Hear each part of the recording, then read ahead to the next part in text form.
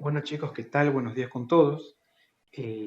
Vamos a comenzar entonces esta semana con lo que es el segundo bimestre, ¿no? Espero que renueven sus ganas de aprender, su, su compromiso con su aprendizaje, ¿verdad? Y como les digo siempre, nunca pierdan las ganas de aprender, porque eso es lo más importante que tenemos nosotros, ¿verdad? Y como siempre les he dicho antes, ¿no? O tal vez les he comunicado antes, ¿no? Que uno nunca deja del todo de aprender. Hasta el día que tú dejes este mundo, vas a seguir aprendiendo, ¿no? Yo he terminado, por ejemplo, la universidad hace unos años, pero igual sigo aprendiendo, ¿no? Y nunca voy a dejar de aprender. Y es así, uno debe tener esa, esas ganas de aprender. Y también eso relacionarlo con siempre estar abierto a conocer cosas nuevas, ¿no? No sientas vergüenza de no saber algo, porque en cierto punto, pues todos somos ignorantes en algo, ¿no? Y aquí voy con todo esto, que como estamos empezando un bimestre nuevo, te voy a pedir bastante que participes, ¿verdad? Y no tengas vergüenza en desconocer algo, porque, porque, por ejemplo, yo te comento en mi experiencia personal, ¿no? Yo cuando estaba en el colegio, te comento que yo era un alumno que era muy malo en matemáticas, en los números, ¿no? Siempre tenía problemas con los cursos de álgebra, de trigonometría, no entendía por ningún motivo. Trataba de estudiar, pero no, ¿sí?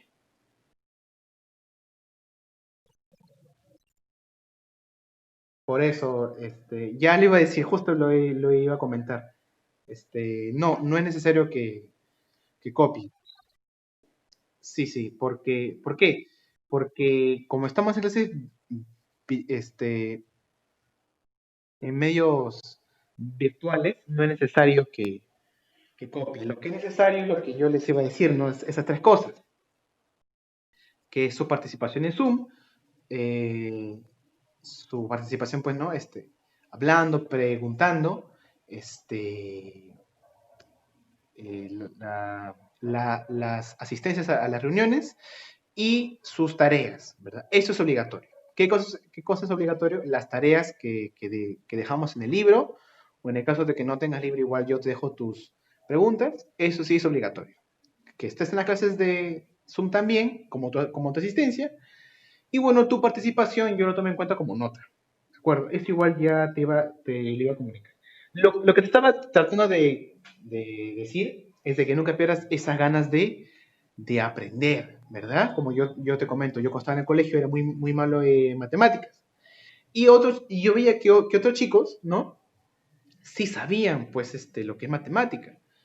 Y yo decía, o sea, ellos saben y yo no sé nada. Entonces, cuando era la clase de matemática, yo me quedaba siempre callado y nunca quería participar. Mi mayor temor era que la profesora pues dijera mi nombre y me sacara pues adelante a resolver un ejercicio.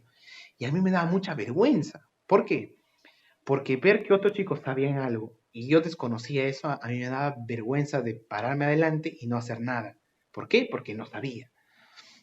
Y entonces eso era lo que yo sentía en el colegio, vergüenza de ignorar o de conocer algo. Pero ahora que ya estoy grande, estoy adulto, ¿no? Por así decirlo, te puedo comunicar eso a ti, que uno nunca deja de aprender, mira. Y yo cuando estaba en esa época, creía, ¿no? Es que de repente yo no sé, porque yo no soy tan inteligente como ellos. Ellos sí son inteligentes, pero yo no. Y yo creía eso, ¿no? Pero uno cuando va creciendo, va madurando, se va a dar cuenta de que no es que ellos sean más inteligentes, no es cuestión de inteligencia, sino es cuestión de tiempo. Si tú no sabes algo, algún día lo vas a saber. Ya te va a tocar el momento en que tú lo aprendas, ¿no? Y a lo que voy con todo esto es que tú nunca tienes que tener, o trata de no tener vergüenza de desconocer algo. Si tú no sabes de repente el tema anterior o te preguntas, ¿no? ¿Qué cosa es un criollo? ¿O qué cosa es la emancipación? Y te da vergüenza en no preguntar eso, yo te lo repito, ¿no? Ya hago énfasis en eso. No tengas vergüenza en decir algo que de repente no sé. ¿Por qué? Porque eso simplemente te limita más. Lo único que tienes que decir es que, profesor, no sé esto y por favor me lo puede explicar. Yo no voy a tener ningún complejo en explicarte, ni te voy a decir, oye, ¿cómo no vas a saber eso si yo te lo explico en la primera clase? ¿Por qué? Porque estaría cometiendo lo que los profesores cometieron conmigo cuando yo era pequeño, ¿no? Decir, oye, ¿cómo no vas a saber la multiplicación de tal, no sé, o tal razón trigonométrica si lo expliqué hace un mes? Es así, no todos tenemos el mismo aprendizaje, ¿no? No tengas miedo de preguntar. No tengas vergüenza de no saber algo, porque todos somos ignorantes en algo. Yo soy ignorante en muchos temas, ¿verdad? Pero no conocer algo es una oportunidad de aprender algo nuevo, ¿de acuerdo? Y esto viene en relación con lo que te iba a decir, ¿no?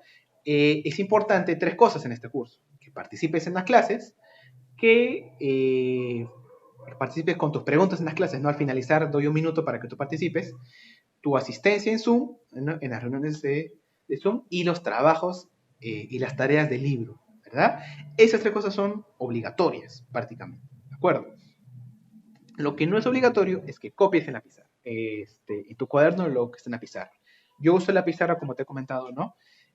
Solamente para explicar, para tener un orden, ¿no? No es obligatorio. ¿Por qué? Porque no estamos en clases presenciales, ¿de acuerdo?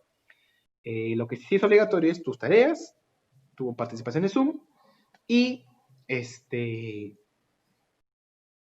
y tu asistencia en Zoom, ¿verdad? Esas tres cosas. Así que cualquier duda que tú tengas, me la haces llegar al finalizar la clase, me haces cualquier pregunta sobre un tema anterior o sobre este, ¿no? Entonces, dicho esto, vamos a comenzar aclarando, pues, aclarando todo lo que sea. ¿Sí?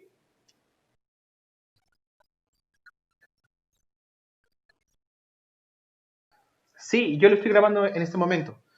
Todas mis clases están grabadas. Si no la encuentran en la plataforma porque de repente, eh, no sé, no tienen acceso o no tienen el tiempo de ingresar a la plataforma, verán que también yo lo subo en el grupo de Facebook, las clases pasadas. Y también en el canal de YouTube que está con mi nombre, ahí están todas las clases de todos los temas de todos los salones, prácticamente. Así que pueden revisarlo en cualquier momento en YouTube, ¿verdad? Ahí están todas las clases grabadas, ¿no? Y pueden repetir cuantas veces quieran, pues, ¿no? Los temas. Y si no comprendieron de repente esta clase, pregúntenme, siempre pregúntenme. Cuando hagan su libro, cuando hagan sus tareas, no duden en escribirme. Profesor, ¿qué significa esta pregunta? O no tenía esta pregunta. Yo les voy a ayudar. Yo estoy para ayudarles, jóvenes. Bueno, entonces, dicho esto, muchas gracias por tu participación. Toda participación cuenta. Vamos a comenzar. Entonces vamos a tratar de hacer una pequeña repaso para tenerlo todo claro y comenzar esta clase de hoy. Primero, con lo básico, ¿no? ¿Qué cosa fue un criollo? ¿O qué cosa se le llama criollo? ¿No? Un criollo, simplemente en época del virreinato, de la emancipación, eran las personas que descendían de alguna español peninsular. ¿Qué cosa es un español peninsular? Un español que nació en España, parece algo lógico, pero en época del virreinato esto era muy importante. Un español que nació en España. ¿Por qué? Un español, digamos, ¿no? De hijos de padre español y madre española, pero que nació en el Perú o en cualquier virreinato, era ya condicionado desde su nacimiento por esa situación. ¿Recuerdas tú que en el virreinato se formaron castas, verdad? Que era la casta de los criollos, de los mestizos, ¿verdad? Y los españoles dividían bastante a la sociedad por su raza, ¿no? Como se le llamaba. Cosa que ya te expliqué que en el ser humano genéticamente no tenemos razas, ¿verdad? Ese es un tema que se ha dejado ya hace mucho tiempo atrás. Pero en época de los españoles, un español que nacía en España y que vivía acá tenía mucho más derechos que un descendiente de estos mismos españoles, pero que nació acá en territorio peruano. La persona que nació acá en el Perú, pero tenía padres españoles, era conocido como criollo, ¿verdad? O español americano. ¿verdad? Y no tenía tantos derechos como el español que nació en España y vino acá al Perú. Ese sí tenía todos los derechos. Podía tener cargo público, podía gobernar, podía ser hasta virrey, podía trabajar en los tribunales. Tenía todos los beneficios. Tenía educación, sus hijos podían ir a la universidad si es que venían de España. Tenían todo. En cambio, los criollos, o sea, los hijos de los españoles, ¿verdad? Que nacían acá en el Perú, o los que tenían descendencia española, pero que nacieron acá, ellos eran criollos. Y ellos no tenían tantos derechos como los españoles peninsulares, que venían de España y que nacían acá. Entonces, para explicarlo mejor y no te confundas, si tú nacías en España y venías acá al Perú, al virreinato del Perú, tú eras un español peninsular. Y acá en el Perú tú tenías todos los derechos. Pero si tú nacías acá, pero tus padres eran de España, tú no eras igual que ellos. Eres distinto, perteneces a otra casta. Tú no eres español peninsular, tú eres un criollo. Si naces acá, eres un criollo. Si naces en España, eres un español peninsular. ¿De acuerdo? Estos dos tienen algo en común. ¿Qué cosa tienen en común estas dos castas? Que los dos tienen ascendencia española. Los dos tienen padres españoles. Pero hay una diferencia. Uno nació en España y el otro nació en el Perú. El español peninsular nació en España y el criollo nació en el Perú. Listo. Esos criollos no tenían muchos derechos. Estaban por encima de otras castas, claro, como los mestizos, que es la combinación entre españoles y indígenas, como los indígenas mismos o como los afrodescendientes o negros, como les decían ellos, ¿no? Los esclavos. Ellos eran otras castas que no tenían ningún derecho. Los criollos sí. Entonces, durante esta época del final del virreinato, cuando España entra en crisis con la invasión de Napoleón, los criollos en toda América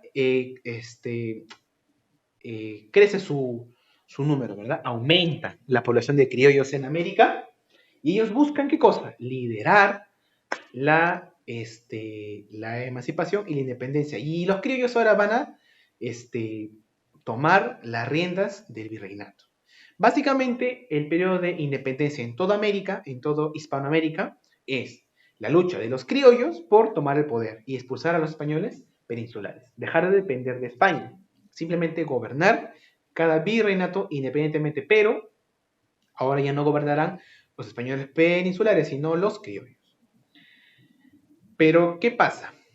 En países como Argentina, como Chile, como Venezuela, como Colombia, o bueno, hasta Venezuela, Colombia no tanto, la mayoría o gran parte de su población era criolla, porque esos lugares no había mucha pues herencia indígena. Por lo tanto, que en Argentina o en Chile, por ejemplo, era mucho más fácil que los criollos lideren una independencia, porque la mayor parte de la población era criolla. Pero en el Perú, como ustedes saben, desde siempre, desde el inicio de la conquista, era una tierra diversa, había mucha diversidad. Acá habían todas las castas y todas sus combinaciones. Habían criollos, mulatos, mestizos, cholos, indígenas, saca el agua, salta para atrás, y un montón más de castas y combinaciones que los españoles se inventaron para clasificar a las poblaciones, ¿verdad? Entonces, todas esas castas era mucho más difícil de controlar. ¿Quién va a liderar la emancipación? Los criollos, los indígenas, los mestizos, los mulatos, nadie sabía.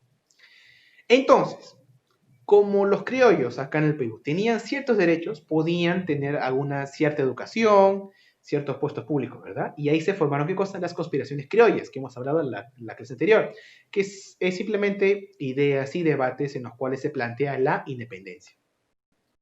Y tú recordarás, y si no te lo explico de nuevo, los criollos acá en el Perú tenían algún temor, o bueno, era un temor presente de que en el Perú ocurriese lo mismo que, por ejemplo, en Haití, que en Haití los esclavos se emanciparon, hicieron una rebelión y expulsaron a los criollos, expulsaron a los europeos, a todos los expulsaron en Haití y solo quedaron esclavos. Y ellos hicieron su estado para esclavos. Entonces, los criollos de acá del Perú Tenían miedo de eso, de un desborde de las castas y que el Perú entre en una anarquía. Lo que querían los criollos es que ellos gobiernen, ellos lideren la independencia y ellos luego gobiernen. Eso era lo que querían los criollos. Por eso no querían un levantamiento, un derramamiento de sangre ni una anarquía. Porque ellos sabían que en el Perú no era como Argentina, como Chile, que la mayoría eran criollos. Acá en el Perú era mucho más diverso. Entonces cada casta iba a buscar su propia independencia, cosa que para los criollos era algo terrible, porque si cada uno busca su independencia, el Perú iba a entrar en una anarquía y ellos, los criollos, no iban a tener ningún gobierno. Simplemente lo que querían los criollos es mantener el sistema, el status quo, solamente que sacar a los españoles y ponerse ellos encima. Listo.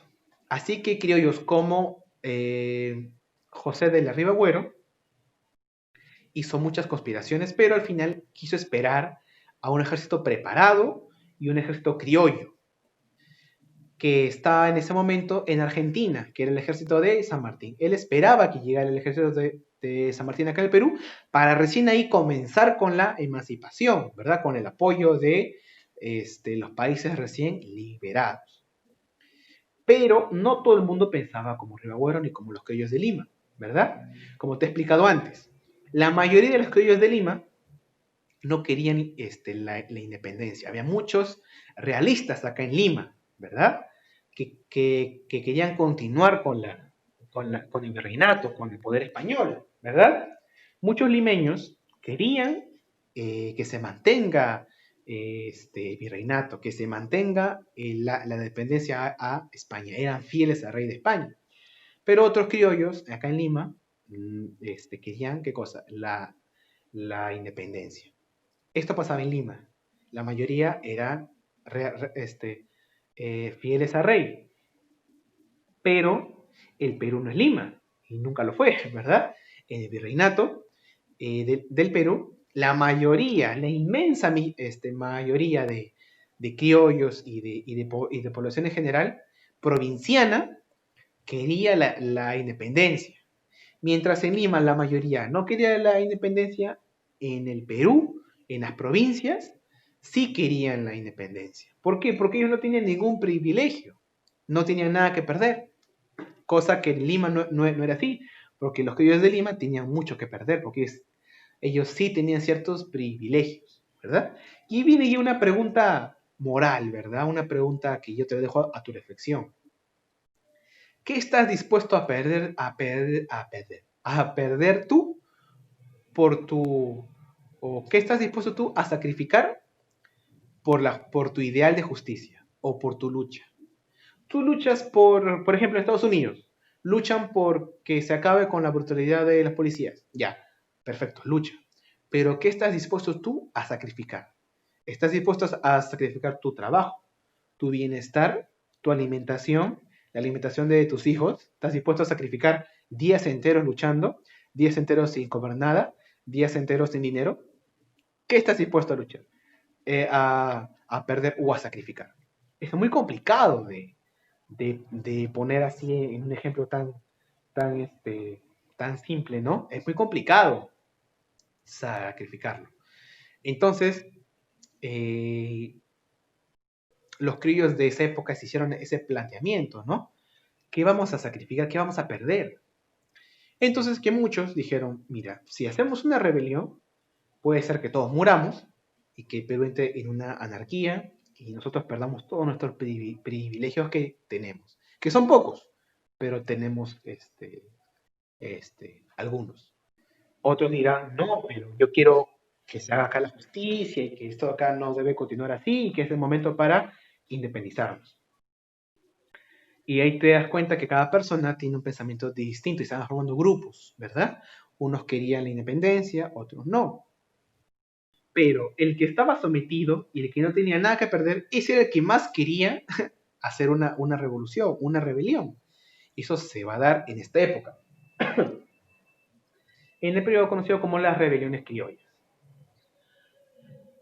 Años previos a la independencia del Perú, mientras en Chile, en Argentina, en Bolivia, se luchaba por la independencia, en el Perú llegaba estas noticias y también era motivo para que los criollos empezaron a hacer rebeliones. La primera es el levantamiento de Tacna, liderado por un limeño, por, por Antonio de Cela, ¿verdad? Con Z, Cela. Él buscaba qué cosa? Comenzar con la rebelión criolla acá en el Perú. Finalmente es derrotado y es exiliado. Años después fallece Cela, en el mismo año que se va a declarar acá la independencia del Perú, en el año 1821. Luego se dio un levantamiento más importante, el levantamiento de Huánuco, ¿no? En el cual muchos indígenas que trabajaban en las tierras van a buscar qué cosa, librarse de ciertos impuestos y ciertas medidas rígidas que tenían para con ellos. Porque como le hemos dicho, ¿no? Una de las castas más maltratadas de esta época era pues los indígenas, ¿no? Pareciera que hubo un olvido en esta época de que Perú era un territorio indígena y los criollos y los españoles que llegaron se sentían dueños del territorio peruano y veían a los indígenas como extranjeros, cosa que es algo contradictorio porque el Perú es indígena, pues no. Nosotros, nuestras raíces son indígenas. Acá el Perú se formó por miles de años por civilizaciones indígenas, ¿no? Maravillosas. Cuando llegaron acá los españoles y sus descendientes, que fueron los criollos, ellos se sintieron dueños del territorio peruano y lo vieron a los indígenas como algo inferior, como parte de la servidumbre. Entonces, en Huánuco se levantaron. Y en el año 1812 comenzaron con su rebelión, que fue duramente sofocada por el virreinato. Luego, después de la muerte de Cela, aparece la segunda rebelión de Tacna, o el grito de Tacna, o el levantamiento de Tacna, en el sur peruano, pero también es sofocado. Hay un problema importante acá, que estamos viendo en estos levantamientos. Todos fueron terminados. ¿Por qué? Porque, te repito, el Perú era el lugar más difícil para hacer la independencia. ¿Por qué? Porque el Perú fue el centro del poder político y económico en España. De España acá en el Perú, de España en América, ¿verdad? Perú era el centro del poder español en América. Es como que yo te decía, es como querer hacer una guerra en la misma casa del enemigo, ¿verdad? Es casi imposible. Por eso que en el Perú fue muy complicado eso, porque ni bien había un levantamiento, ya llegaba rápidamente de Lima o de otra parte del Perú un ejército realista del virreinato y lo sofocaba. Listo. Era mucho más fácil, ¿no? Acá en el Perú. Incluso en Huánuco se forma una junta de gobierno, ¿no? Cosa que no pasa en Lima, pero rápidamente fue sofocada, ¿verdad? Era muy complicado esto. Pero en el año 1814 llegó una gran rebelión, una de las más importantes, que estuvo a punto de ser muy, muy exitosa. La rebelión de los hermanos Angulo. Esto ocurrió en Cusco y de Mateo Pumacao. En Cusco los hermanos Angulo, que eran comerciantes, quisieron continuar con la misión, pues, ¿no? De Tupac Amaru en Cusco, ¿no? Que lideró una gran rebelión indígena, ¿no? Ellos se organizaron mucho mejor. Ellos dividieron el poder, ¿no? Dijeron, vamos a enviar una comitiva a Arequipa, otra al Cusco y otra al Alto Perú, para que así, pues, se haga una revolución en el Perú a escala mayor, ¿verdad? Y esta misión de los hermanos Angulo se unió Mateo Pumacahua. ¿Quién era Mateo Pumacahua? Era la persona que traicionó a Tupac Amaru. Era un cacique, un curaca, ¿verdad? Que apoyó en la revolución en la rebelión de Tupac Amaru, apoyó a los realistas para derrotar a Tupac Amaru, ¿verdad? ¿Por qué? Porque él sentía que era fiel al rey de España, ¿no? Y él no quería que los indígenas, que los nativos, lideren la rebelión. Entonces fue el momento en donde él sofocó a la rebelión de Tupac Amaru. Eso pasa siempre, ¿no? Cuando tú estás presente en un momento histórico, tú nunca dices, oh, este es un hecho histórico, vamos a estudiarlo. No, dices, o te parece bien o te parece mal, tú tomas parte por algo. Si en este momento en el Perú ocurre una revolución, mucha gente estaría en contra. Mucha gente a esa persona les diría traidor, ustedes son unos malditos, ustedes quieren la destrucción. Otros dirían, no, ellos están bien porque quieren salvar al Perú, quieren cambiar el Perú. Habría mucho debate. Y en épocas de la revolución, de la rebelión de Tupac Amaru, también la hubo. Mucha gente decía, no, ¿cómo ellos van a hacer algo tan anárquico, van a matar a gente? Otros decían, no, está bien, nos van a liberar. Uno de los que pensaba en contra de esto fue Mateo Pumacagua, que ayudó a las fuerzas realistas. En esta época ya era una persona muy mayor, casi un anciano de 70 años. Aún así se unió a la rebelión de los hermanos Sagún en Cusco, en el año 1814. En Arequipa también, paralelamente, había otro personaje muy importante que apoyó esta rebelión, el famoso poeta, el famoso poeta peruano, arequipeño, ¿no? El más famoso. Hablamos de Mariano Melgar. Melgar, que lamentablemente pues falleció muy joven, ¿no? A los 25 años, en esta lucha en Arequipa, lo mataron, ¿verdad? Y tampoco duró mucho esta rebelión, porque en Cusco fueron capturados los Angulo, y ¿qué hicieron con ellos? Simbólicamente los españoles parece que tienen la costumbre, ¿no? De que cuando cae un líder de una rebelión, lo quieren hacer pasar vergüenza, lo quieren colgar o lo quieren decir, miren, nosotros somos más fuertes que ellos, ¿no? Y a los Tomás Angulo los pusieron en la plaza y los colgaron y los ahorcaron a los dos. ¿Para qué? Para decir, miren, nosotros somos, a España no se le traiciona, ¿verdad? Pero eso trae a largo plazo consecuencias nefastas, porque la población, en vez de aceptar eso y decir, no, ellos son más fuertes, la gente más bien con más ganas va a querer luchar contra los españoles, ¿verdad? Y eso fue lo que a largo plazo ocurrió, que era solamente cuestión de tiempo a que los criollos se aliaran con el ejército de San Martín, que ya llegaba por el sur, y de inicio al proceso de independencia del Perú. Esta rebelión tal vez pudo haber sido la gran revolución peruana, ¿no? Pero no se dio. En gran medida, ¿por qué? Porque volvemos a lo mismo. El Perú fue el centro del poder español en América. Era prácticamente la sucursal o una España 2 acá en Sudamérica. Así que todos los países de Sudamérica se dieron cuenta de algo. Si no se libera el Perú, Sudamérica no va a estar libre de los españoles, porque el Perú es España, prácticamente es el centro del poder español. Así que ya estaban todo el mundo en su contra. Los criollos de otros países y los criollos provincianos estaban en contra de Lima, que era el principal foco de los españoles acá en Sudamérica. Bueno, jóvenes, eso fue todo por el día de hoy. Espero que hayan entendido un poquito de la clase. En resumen, podemos decir que los criollos provincianos fueron los que buscaron la independencia hasta la muerte. Muchos de ellos, como Mariano Melgar, como Mateo Pumacagua, como Antonio de Sela, murieron por la independencia. Sacrificaron mucho más de lo que ellos creían, ¿no? Que era su vida misma. Acuérdate de la provincia.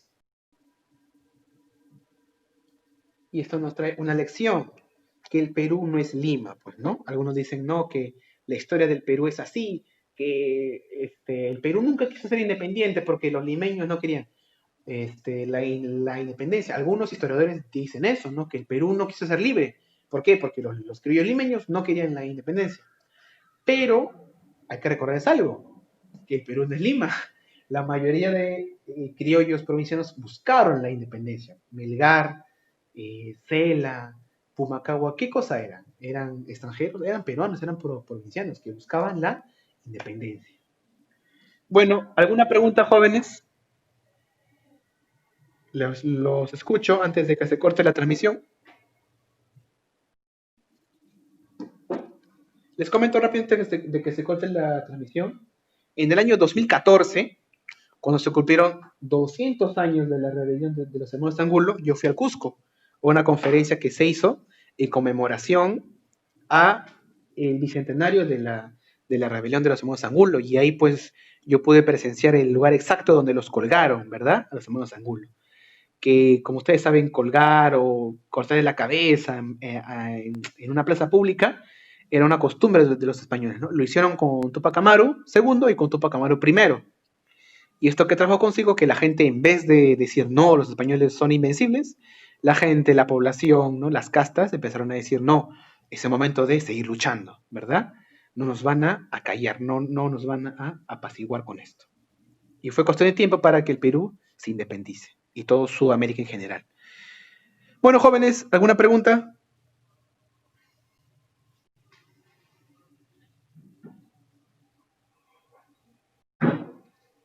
Ya, chicos, en la plataforma yo les estoy dejando la... Sí, dime.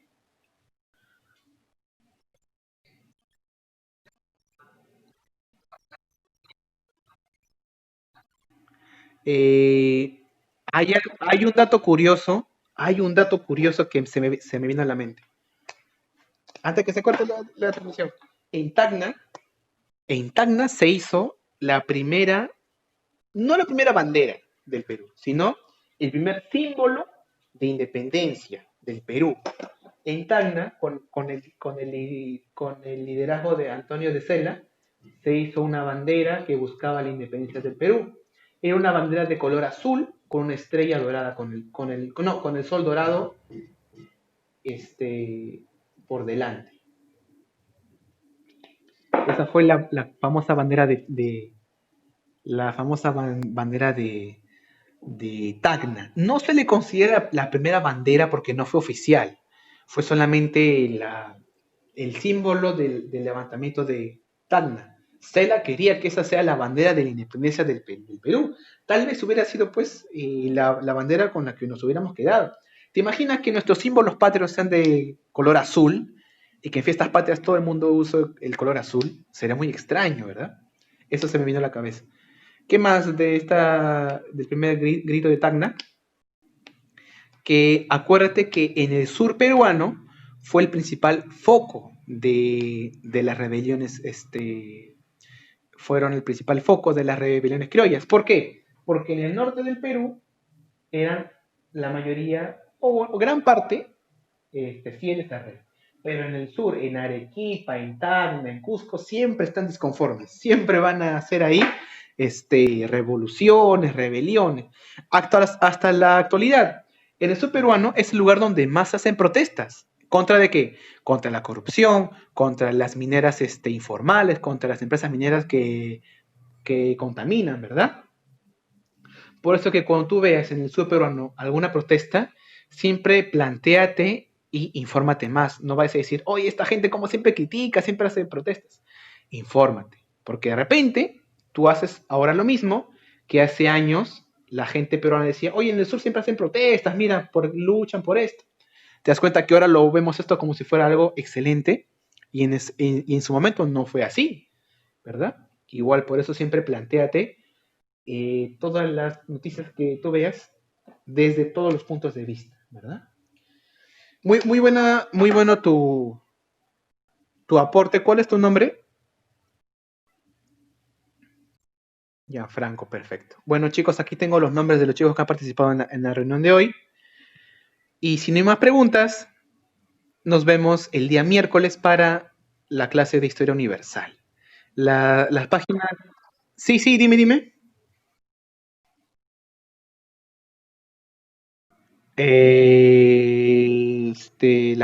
Tú no tienes libro, ¿no? Ya, perfecto. Entonces a los chicos que no tienen libro, yo les estoy enviando sus preguntas y a los chicos que tienen libro, yo les dejo las páginas en el grupo de Facebook y en la plataforma. Dicho esto, jóvenes, espero que se cuiden bastante, cuiden su salud. Les deseo todo lo mejor. Nos vemos el día miércoles para el curso de Historia Universal. Hasta luego.